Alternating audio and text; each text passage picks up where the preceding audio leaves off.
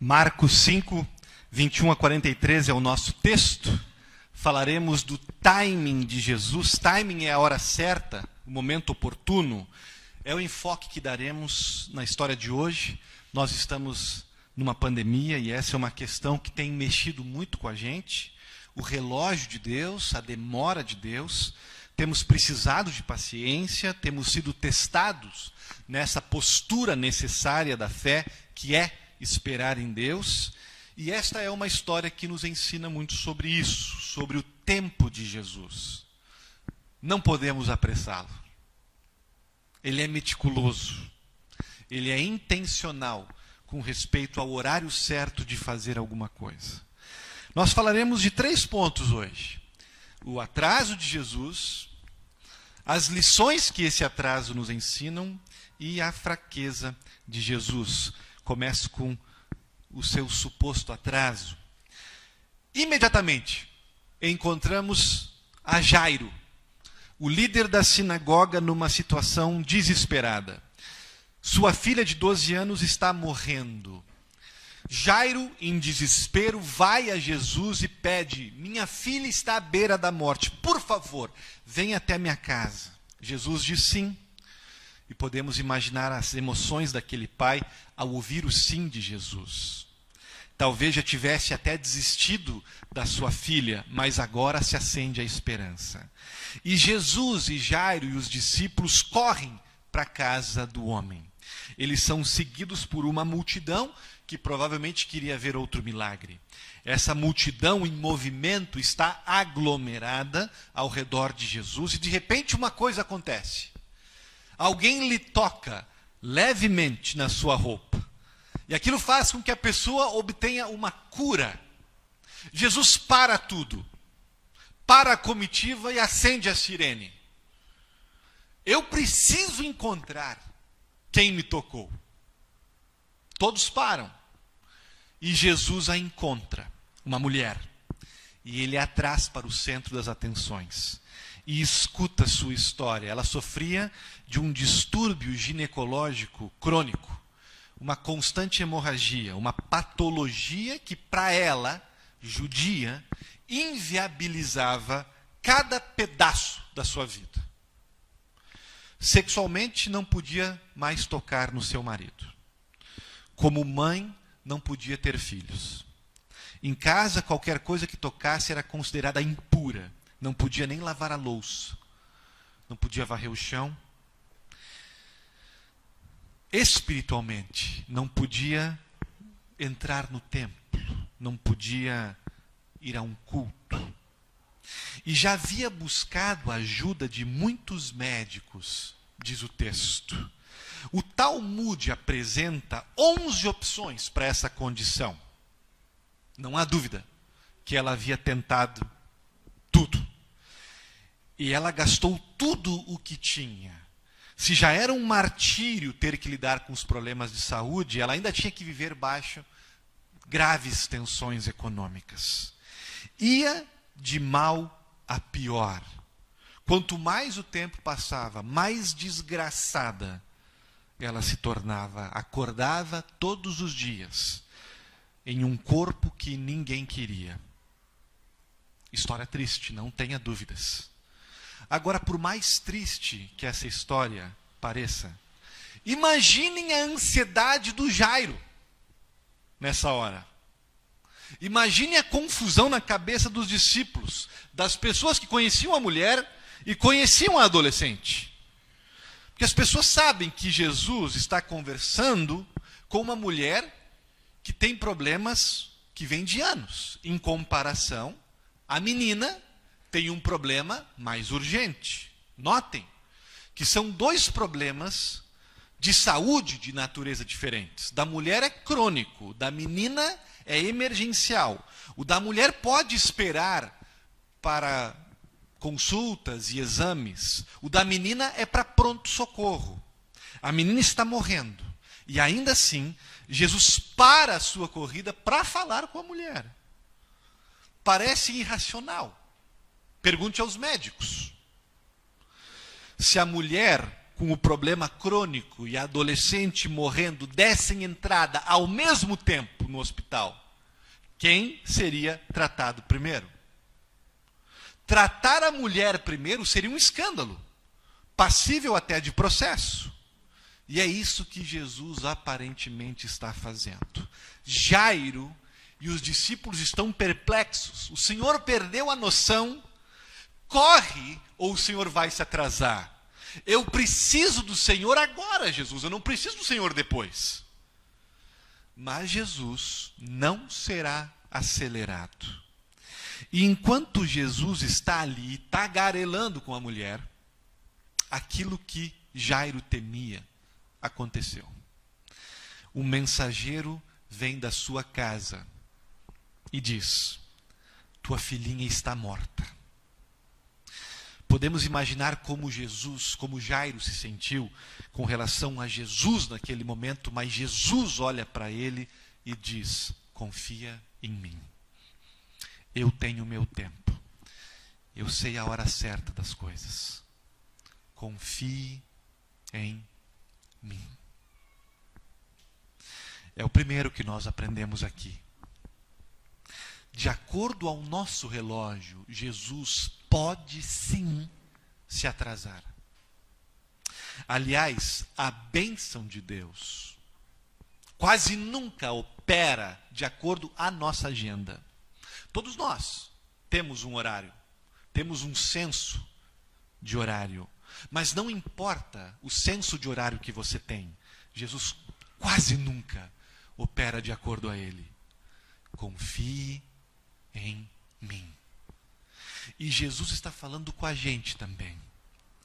Lembram como eu ensinei vocês que minha graça e meu amor são compatíveis com as tempestades da vida, apesar de vocês acharem que não?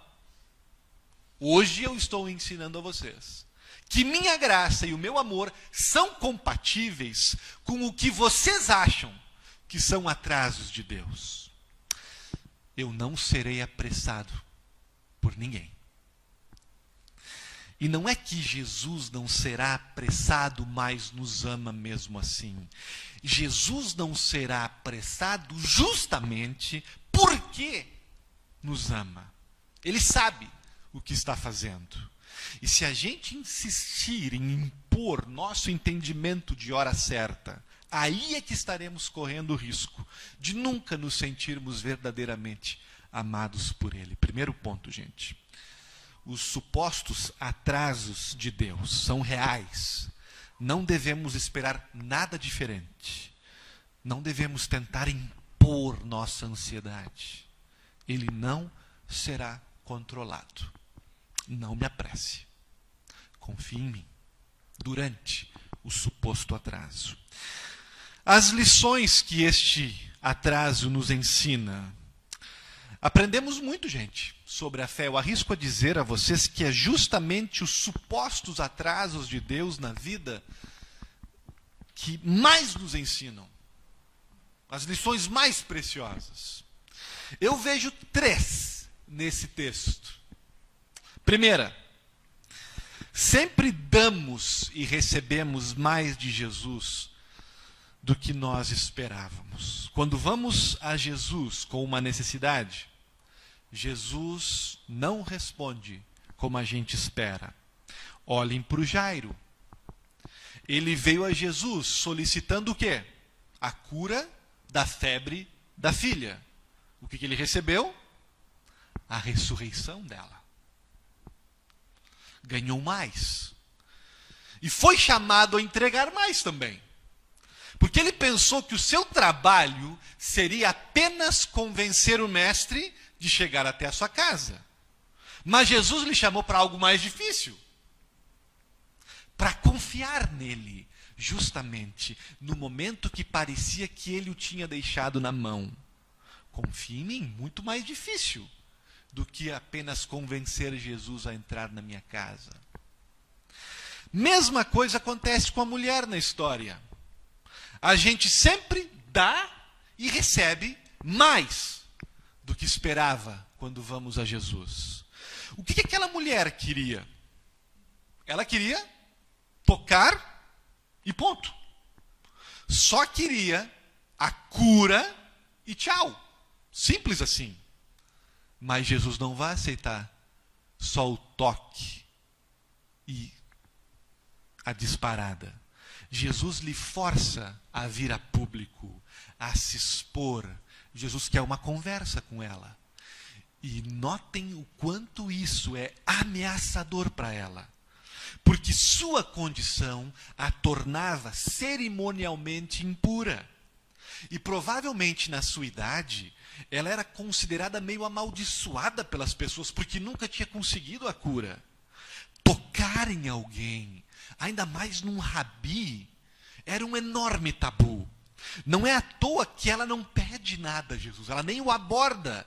Ela quer o anonimato. O não me note aqui. Ela sobrevive assim há 12 anos. E Jesus está tirando ela da sua zona de conforto. E por quê? Para mostrar algo. A mulher impura, que antes não podia tocar em ninguém, não podia ir para a igreja, porque poderia contaminar os outros, agora pode se aproximar de alguém puro, agora pode tocar no Deus puro. Porque Jesus tinha vindo para fazer uma revolução na religião. Tornar os impuros, através dele, puros de novo. E esse é um ensinamento. É mais que um ensinamento, é uma revolução espiritual. Para ela e para todos ao redor. E a mulher também recebe muito mais do que ela pensava em receber. Ela queria apenas uma chance de ficar boa. Mas receberá uma dose especial do poder de Deus. Será na história dela, pela primeira vez, que Marcos usará a palavra dinamis, de dinamite, para se referir ao poder de Deus. Ela será a única pessoa que será chamada de filha por Jesus nos evangelhos. E ainda ouvirá de Jesus algo mais importante, que a sua fé fez a diferença. Talvez justamente porque Jesus não queria apenas curar-lhe a hemorragia, mas encorajá-la a seguir naquela fé. Para que não apenas seu corpo, mas sua alma fosse curada, sua vida inteira fosse transformada. Vejam, ela se preparou para um momento e Jesus lhe deu a eternidade. Ela pensou em conseguir uma bênção e Jesus lhe tornou alguém abençoado. Primeira lição: a cada encontro com Jesus, se prepare, porque você vai deixar mais e vai receber muito mais do que você esperava dar e ousava pedir. Segundo o ensinamento do suposto atraso de Jesus, aprendemos que Jesus está envolvido num projeto de reverter, botar de cabeça para baixo os valores do mundo. Olhem para as duas pessoas na história. Jairo é um homem numa sociedade onde o homem tem absolutamente tudo, todo o poder. E nós temos uma mulher sem nome. Jairo é o presidente da sinagoga. A mulher impura nem pode entrar lá. Ele, provavelmente, proeminente e rico. Ela, uma pobre coitada. Ele está no topo da pirâmide. Ela está abaixo da linha da pobreza. E ainda assim, Jesus olha para essa mulher e dá a ela sua total atenção. E a trata como se nada mais importasse naquele dia. Como se ela fosse o único ser humano da face da terra. Ele olha para ela com zero status social. Com zero capital. E olha para o homem, o líder, o religioso, e diz para ele, na sua hora de maior necessidade: espere um pouquinho, por gentileza. Por que Jesus faz isso, gente? Para mais uma vez reforçar uma lição que Deus insiste em toda a Bíblia, de novo e de novo. Os pares. O filho mais velho, o filho mais novo. O fariseu, o publicano. O judeu, o samaritano. O líder religioso e a prostituta. Se repete. Duas pessoas social, religiosamente diferentes. E quando elas estão diante de Jesus, do Evangelho, a graça de Deus encontra muito mais acolhimento no vulnerável, no escanteado. É o reino de Deus que reverte os valores do mundo. Fica muito mais claro no final do Evangelho, e nós lemos em todos eles, Jesus indo para a cruz e abdicando de ser prioridade, abdicando de ter todo o poder, de ser reconhecido e aplaudido, admitindo, ensinando para nós que não somos nada, não temos nada e em tudo dependemos da graça. Que esse é o caminho para sermos felizes, buscar a felicidade dos outros primeiro, estando disposto até mesmo a morrer por eles. A reversão dos valores. Jesus não vem às pessoas com base no pedigree delas, no sobrenome delas.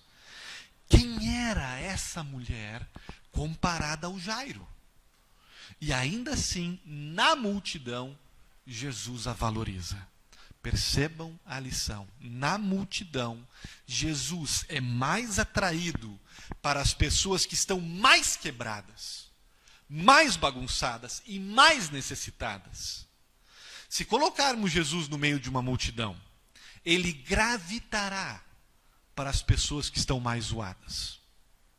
Se Jesus entrasse aqui na igreja, agora, e participasse do nosso culto, no final do culto, ele não estaria ao meu redor, correndo atrás de 1 minuto com o pastor, ou dedicando o seu tempo na vida de alguém que tem a vida supostamente em dia. Ele estaria circulando pelos cantos, pelos espaços onde as pessoas que tiveram uma semana doída se escondem, à procura dos envergonhados e dos que nem ousam levantar os olhos. Ele está à procura com um convite. Eu não me importo como foi a tua semana, eu não me importo o que você tem feito, não me importa quem você é lá fora na sociedade. Se você estava acostumado a ser um cidadão do inferno até hoje de manhã, o quão fundo você caiu. Jesus sempre foi, sempre será, mais atraído para quem está mais quebrado. Como Paulo colocou em 1 Coríntios 1:27, as coisas loucas do mundo para envergonhar as supostamente sábias. Os atrasos de Jesus ensinam a gente a reversão de valores. E uma última lição: o atraso de Deus pode ter a ver com motivos e fatores que nós não temos, gente, a mínima ideia. Que não nos é possível saber porque Deus está fazendo 1001 coisas ao nosso redor e nós não temos a menor ideia. Do que eu estou falando? Jairo e os discípulos enxergavam as coisas de um jeito lógico, mas curto. Da perspectiva deles, não fazia sentido perder aquele tempo e arriscar a morte da adolescente. Mas vocês e eu sabemos algo diferente. Temos informações privilegiadas. Conhecemos o final da história, temos a Bíblia inteira nas mãos. Sabemos que o Jairo e os discípulos naquele dia não sabiam. Sabemos, por exemplo, que para Jesus, curar a febre da menina ou trazê-la de volta do mundo dos mortos dá no mesmo. Sabemos, por exemplo, que Jesus está engajado não apenas na cura de uma hemorragia. Ele estava falando, trazendo salvação para aquela mulher. E salvação sempre tem prioridade.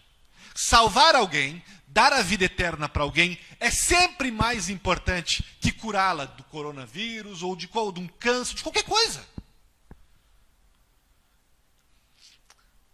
Eles não sabiam. Eles não podiam saber. Porque os seus olhos estavam onde? Na menina. E é assim com a gente ainda hoje.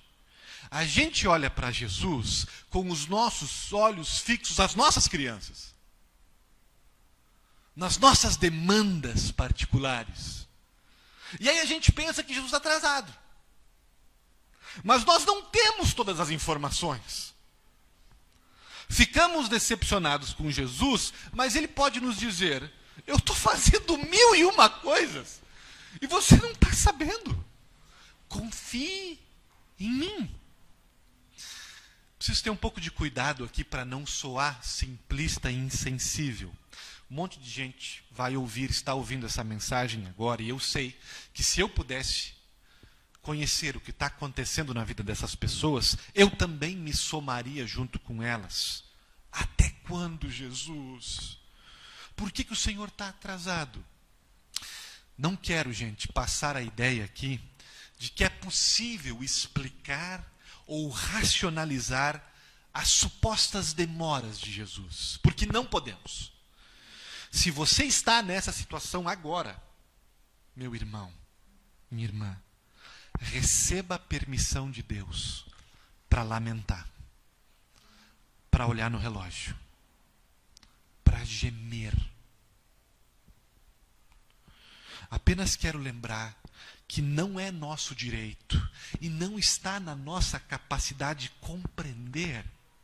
E pensar que sim está, pode ser uma arrogância. Pode ser um pecado contra o primeiro mandamento. Querer o lugar de Deus. Como podemos saber de tudo, compreender tudo? Não somos Deus. Elizabeth King é uma professora de história em Nova York.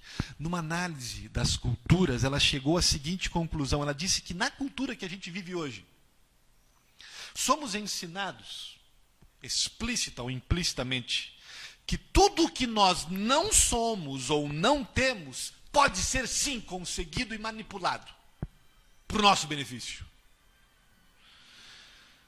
Nós sabemos que isso está no nosso coração, independente da cultura.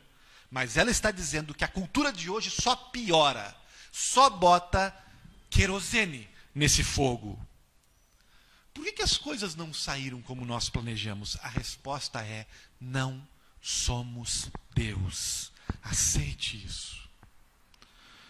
Essa idolatria, essa pretensão maligna e pecadora, precisam ser expulsas de dentro da gente, para o nosso próprio bem, temporal e eterno. Os supostos atrasos de Jesus nos ajudam com isso. Tem um último ponto para nos ajudar a lidar com os supostos atrasos de Jesus. Não adianta apenas eu lhes confrontar com a lei de Deus, que nos lembra que não somos Deus e que não devemos tentar ser. Precisamos do Evangelho, que produz fé no nosso coração, porque nos ajuda a enxergar em Jesus alguém digno da confiança, merecedor do confie em mim. Está na fraqueza de Jesus. É um versículo fascinante da história. Jesus reconheceu imediatamente que dele havia saído poder. Viram isso? Detalhe intrigante no Evangelho. Não há nenhum outro lugar no Evangelho que nós vimos Jesus assim, notando que espontaneamente saiu poder de si, capaz de realizar algum milagre. O poder é extraído de Jesus. Jesus cede, ele perde poder, ele se enfraquece, por assim dizer, para fortalecer ela. Jesus havia curado pessoas antes, havia exorcizado demônios, havia acalmado tempestades, e nem sinal de poder saindo dele. Nenhum outro lugar nos é dito que o poder é retirado dele. Apenas aqui, o dia em que de Jesus saiu poder. Por quê? É um sinal. Vamos até o final da história. Quando Jesus chegou com Jairo na casa dele, todo mundo está chorando a morte da menina. Os profissionais do luto já haviam sido chamados, costume da época, então imaginem o barulho do pranto. Jesus entra naquela casa com uma frase: ela só está dormindo. Cuidado aqui, tá? Você pode confundir. A menina estava realmente, clinicamente morta. Mateus, que estava lá naquele dia, e Lucas, que era médico, os dois atestam que sim e assinam a certidão de óbito. Jesus usou a linguagem do sono porque diante do seu poder, é isso que a morte é. E eles riram dele, mas não importa. E Jesus entrou no quarto e disse duas coisas para a menina. A primeira foi, Talitá, que significa pequena menina. Na verdade, é uma palavra de afeto. É tipo um apelido carinhoso no diminutivo. No meu linguajar seria guriazinha, garotinha. Jesus pega da mão dela dizendo, queridinha. A segunda coisa que Jesus diz é cumi, que significa levanta. Seja ressuscitada? Não. É uma palavra que simplesmente significa acorda. Parece que ele sensivelmente não quer assustar ela. É uma palavra que a gente usa, nós pais usamos quando nós entramos no quarto dos nossos filhos e os chamamos para acordar de manhã, para tomar café ou para ir para a escola. Filhinhos, hora de acordar. E ela acorda. De novo, sem rituais, sem fórmulas elaboradas, igual semana passada, quando Jesus acalmou a tempestade. E agora, diante de uma tempestade maior, a maior tempestade que a humanidade, a mais implacável, a maior inimiga do mundo, a morte. E o poder de Jesus é tão grande que ele pega a mão, guriazinha, acorda. O que nós estamos vendo aqui? Jesus nos dizendo, se eu tiver você pela mão, se eu falar para você tão somente, levanta. Até mesmo a morte não será nada mais do que uma boa noite de sono. Até mesmo a morte é apenas um sono provisório que te fará acordar melhor, com fome de viver. Poder de Jesus. Outra coisa que nós aprendemos deste final é o amor de Jesus. O amor perfeito de um pai, de uma mãe. Estamos diante do pai perfeito, que já havia chamado a mulher de filha. Quando éramos crianças, se os nossos pais nos davam a mão, nos sentíamos 100% seguros, né? Mas estávamos errados. Porque mesmo os melhores pais são imperfeitos. Mesmo os melhores pais podem escorregar, podem fazer escolhas erradas, podem perder um filho. Segurávamos a mão da nossa mãe, do nosso pai, e pensávamos que tudo ficaria bem para o resto da nossa vida. Mas estávamos errados. E aqui nós temos Jesus, o Pai perfeito, que nos tem pela mão e de mãos dadas nos faz atravessar a pior das tempestades, a hora mais terrível, a hora da morte. As mãos que fizeram as estrelas pegam nas nossas mãos, a boca que disse para o universo, faça-se, diz para nós, guriazinha, meu garoto, é hora de acordar. Me deixem perguntar uma coisa. Por que nós apressaríamos alguém assim? Por que nós questionaríamos o atraso de alguém com esse poder e com esse nível de ternura e de amor por nós? Mas e se você me disser, pastor, Jesus fez aquilo naquele dia, para aquela família, quem me garante que fará por mim? Eu, com os meus pecados, que garantia tenho eu? Como posso ter certeza que as mãos de Jesus vão segurar as minhas mãos manchadas de coisas terríveis que eu segurei, de coisas terríveis que eu assinei, que eu abracei, que eu golpeei, que eu realizei? Como posso ter certeza que as minhas mãos, fedidas do cheiro do pecado, vazias de boas obras, que minhas mãos, enrugadas e cansadas, serão seguradas por aquelas mãos puras e limpas de Jesus? A resposta está na fraqueza do nosso Salvador. A concessão espontânea, a transmissão do poder para a filha, para aquela mulher.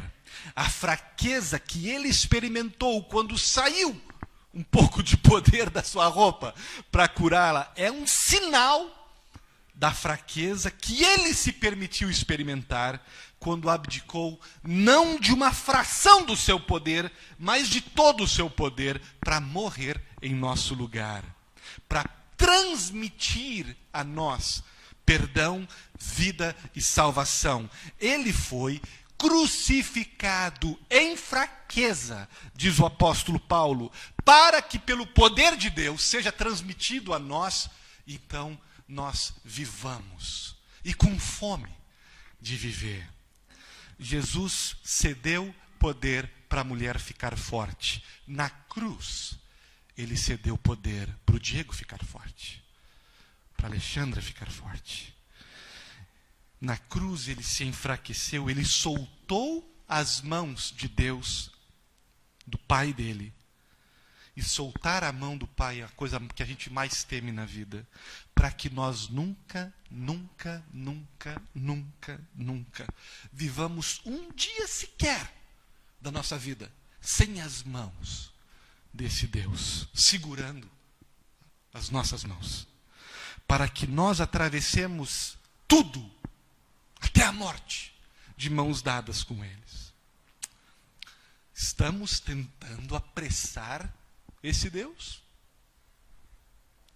Estamos questionando o seu atraso? Não precisamos. Não deveríamos. Pegue sua mão, deixe-o agir no seu tempo, deixe-o fazer o que ele quer fazer.